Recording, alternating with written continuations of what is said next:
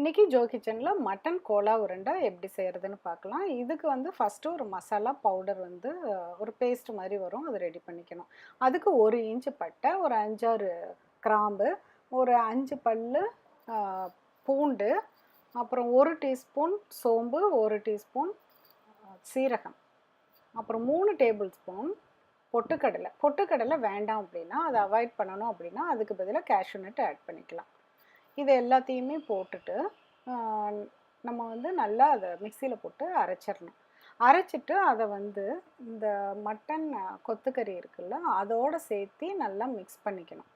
Mix பண்ணிவிட்டு அதுக்கப்புறமேலு மறுபடியும் ஒரு பொடியாக அரிஞ்சு வச்ச வெங்காயம், அப்புறம் நல்லா பொடியாக கட் பண்ண பச்சை மிளகாய் 2, அப்புறம் கொஞ்சம் 2 டேபிள் ஸ்பூன் பொடியாக அரிஞ்சு வச்ச கொத்தமல்லி தழை கொஞ்சம் நல்லா போட்டாலும் வாசம் நல்லாயிருக்கும். அப்புறம் உப்பு, இதெல்லாம் போட்டு நம்ம கையில் நல்லா பிணைஞ்சு விட்டுறணும். அதுக்கப்புறம் ஒரு பேனில் கொஞ்சமாக ஒரு 2 டீஸ்பூன் எண்ணெய் ஊற்றினா போதும்.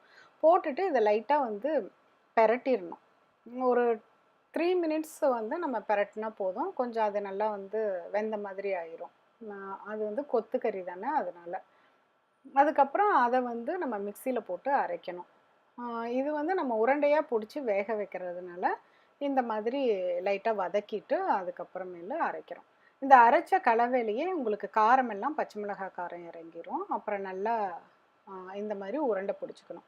உருண்டை கொஞ்சம் லூஸாக இருந்துச்சு அப்படின்னு சொன்னால் கொஞ்சம் கேஷ்யூ நட் பவுடர், அப்படி இல்லைன்னா பாதாம் பவுடர் ஏதாவது ஒரு 1 or 2 டீஸ்பூன் கலந்து அதை அட்ஜஸ்ட் பண்ணிக்கோங்க. அதுக்கப்புறம் பணியாரக்கல்லில் ஒரு 1/4 டீஸ்பூன் ஒரு குழிக்கு அவ்வளோ எண்ணெய் ஊற்றினா போதும். கோகனட் ஆயில் போட்டு இந்த உருண்டையை போட்டு நல்லா பணியார மாதிரியே வேக வைக்கணும். இதில் போடுறப்ப என்னென்னா ஷேப் மாறாது. டீப் ஃப்ரையும் நம்மளுக்கு வந்து தேவையில்லை.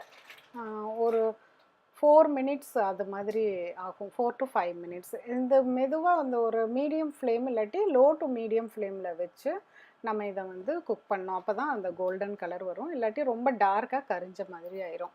இது ரொம்ப நல்ல டேஸ்டியான ஒரு ஃபுட்டு. கண்டிப்பாக இதோட கமெண்ட் என்னன்னு சொல்லுங்கள். Please like and subscribe my channel. Thank you.